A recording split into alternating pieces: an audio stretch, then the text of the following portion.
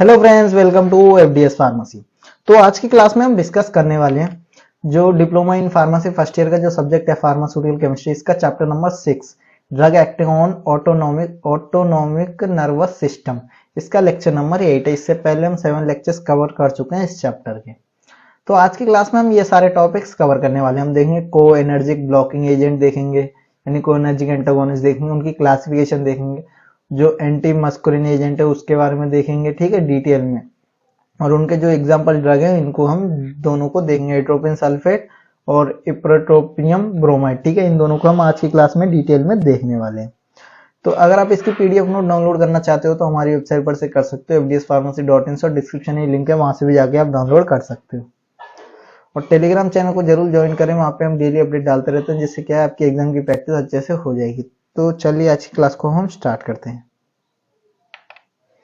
तो सबसे पहले हम बात करने वाले हैं को एनर्जिक ब्लॉकिंग एजेंट के बारे में, ठीक है।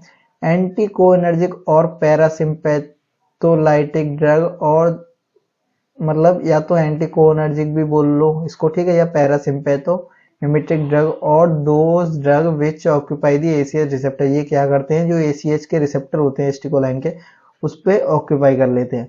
And do not allow ACh to bind to the receptor, और उसके बाद एसीएच को बाइंड नहीं होने देते हैं किसी रिसेप्टर से। And prevent the action of ACH, तो उससे क्या है, जो एसीएच का एक्शन है उसे प्रिवेंट यानी उसे रोक देती है, ठीक है, एसीएच के एक्शन को। पैरासिम्पैथोलाइटिक ड्रग और ऑल्सो टर्म एज को एनर्जिक ड्रग, यानी पैरासिम्पैथोलाइटिक ड्रग को और हम क्या बोल सकते हैं, को एनर्जिक ब्लॉकिंग एजेंट, या को एनर्जिक या मस्कुलिन एंटागोनिस्ट, या एंटी पैरासिम्पैथोमिमेटिक एजेंट, ठीक है, anti muscarinic agent and anti spasmodics, ठीक है, ये सारे इसके अदर नेम्स हैं। The heart, respiratory tract and GI tract, urinary bladder, eyes, exocrine gland और the major tissue affected by anti cholinergic drugs, यानी मेनली कौन कौन से जगह पे ये इफेक्ट अपना शो करते हैं, एंटी कोएनर्जिक ड्रग होते हैं, ये हार्ट पे, रेस्पिरेटरी ट्रैक पे, जीआई ट्रैक पे, यूरिनरी ब्लैडर पे, आइस पे, एक्सोक्राइन ग्लैंड पे, ठीक है, इन जगहों पे इनका इफेक्ट ज्यादा देखने को मिलता है। नेक्स्ट अब देखते हैं क्लासिफिकेशन, देख लेते हैं इसकी। तो क्लासिफिकेशन की गई है एंटी मस्कुलिनिक एजेंट में, ठीक है। This compound exhibit high binding effect for muscarinic receptor, यानी जो मस्कुलिन रिसेप्टर होते हैं उनके साथ हाईली बाइंड इफेक्ट, मतलब हाईली बाइंड इफेक्ट शो करते हैं, ठीक है। They do not have any intestinal activity, उनकी कोई इंटेस्टिनिक एक्टिविटी नहीं होती है। According to the proposed mechanism, binding of an antagonist to the receptor result is a conformation change in receptor protein, ठीक है। This changes is different from the production when an antagonist bind to the receptor. Binding of an antagonist to the receptor does not produce any response, यानी अगर antagonist किसी के receptor के साथ bind करती है तो वो कोई भी नॉट प्रोड्यूस एनी रिस्पॉन्स, वो कोई भी रिस्पॉन्स प्रोड्यूस नहीं करते। एग्जाम्पल की बात करें तो एंटी मस्करिन और दी एट्रोपिन, ठीक है। एंटी मस्करिन के एग्जाम्पल क्या है, एट्रोपिन हो गया, स्कोपोलियम हो गया, टोट्रेटाइन हो गए, हेमोट्रोपियम और ट्रोपोएमाइड, ठीक है, एक्सेट्रा, ये सारे ड्रग्स हैं। अब हम बात कर लेते हैं एंटी निकोटिनिक एजेंट, ठीक है। सबसे पहले तो एंटी मस्करिन एजेंट हो गया, इसका क्लासिफिकेशन। सेकंड हो गया anti nicotinic agent. This chemical compound bind to the cholinergic nicotinic receptor, यानी ये जो कंपाउंड होते हैं ये किनसे बाइंड होते हैं, वो होते हैं कोएनर्जिक निकोटिनिक रिसेप्टर से। This agent however are not एफोर्शियोरियस, ठीक है। और एग्जांपल की बात करें ड्रग की तो एट्रोपिनियम सल्फेट हो गया, इस्पट्रोपियम ब्रोमाइड, ठीक है, इरपट्रोमियम ब्रोमाइड, ठीक है। ये इन दोनों को नेक्स्ट हम देखने वाले हैं आज के स्लाइड में। तो सबसे पहले देखिए हम बात करते हैं एट्रोपिन सल्फेट के बारे में।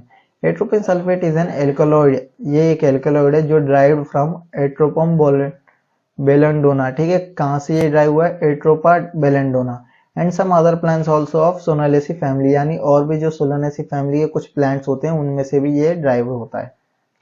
केमिकल नेम और स्ट्रक्चर की बात करें तो केमिकल नेम ये आप देख सकते हो, और ये केमिकल इसका स्ट्रक्चर है, ठीक है।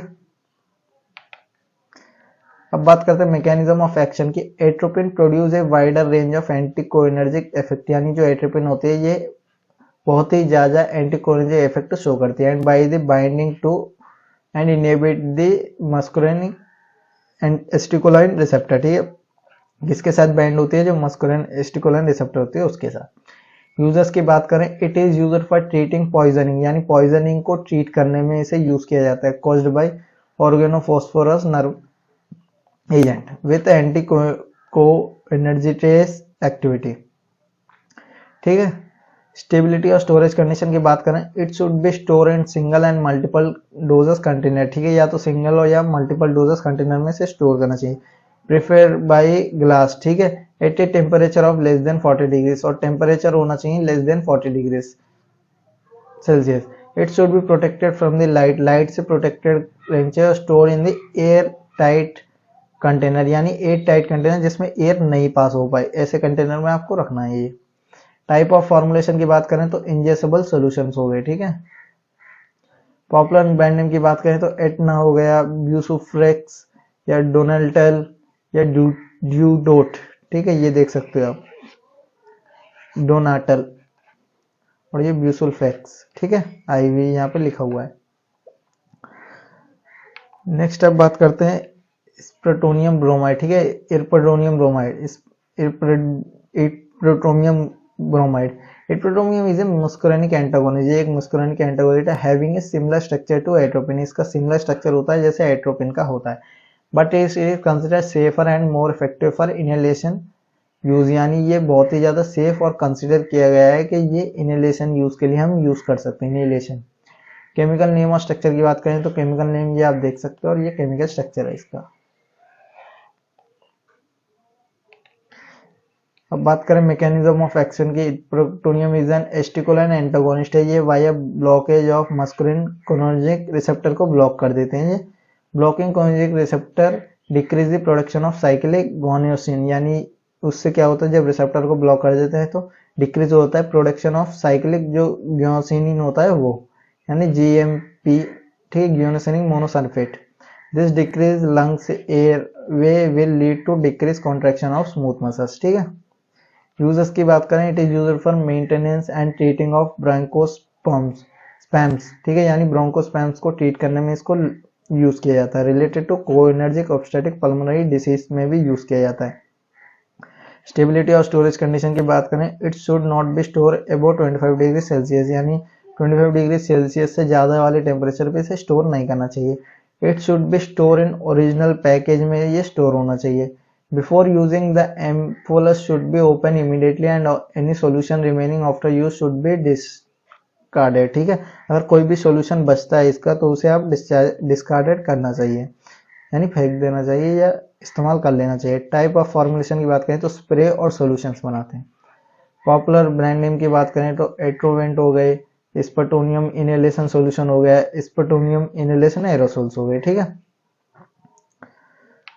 तो देखिए आज की क्लास में हमने क्या क्या देखा। सबसे पहले हमने बात की जो है को एनर्जिक ब्लॉकिंग एजेंट के बारे में, उसके बाद हमने क्लासिफिकेशन देखे, एंटी मस्कुलिन एंटी निकोटिन देखे। ठीक है, फिर उनके जो एग्जांपल है एट्रोपियम सल्फेट और इरप्रोटोनियम ब्रोमाइड के बारे में देखा। ठीक है, तो अगर आप इसकी पीडीएफ नोट डाउनलोड करना चाहते हो तो हमारी वेबसाइट पर से कर सकते हो, fdspharmacy.in से, और डिस्क्रिप्शन में लिंक है, वहां से भी जाके आप डाउनलोड कर सकते हो। टेलीग्राम चैनल को जरूर ज्वाइन करें, वहाँ पे हम डेली अपडेट डालता रहता हूँ, जिससे कि आपकी एग्जाम की प्रैक्टिस अच्छे से हो जाएगी। लाइक करें और शेयर करें अपने फार्मेसी फ्रेंड्स में, और चैनल को भी सब्सक्राइब करें। Thank you for watching the video.